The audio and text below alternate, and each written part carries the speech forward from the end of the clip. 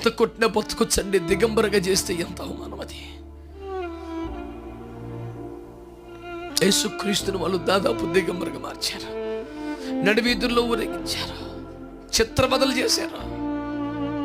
దావీదు పడిన ప్రయాస, దావీదు పడిన కష్టాన్ని, నిస్వార్థంగా తను చేసిన పోరాటాల్ని, త్యాగాల్ని గుర్తుపెట్టుకొని అతన్ని బట్టైనా ఈ పట్టణాన్ని కాపాడుతాను, ఈ పట్టణం నా చేతిలో పెట్టడానికి దావీదు ఎంత కష్టపడ్డాడు, అతన్ని బట్టైనా ఈ పట్టణాన్ని కాపాడుతానంటాడు కదా.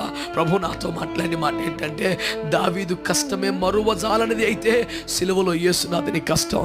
హల్లెలూయా.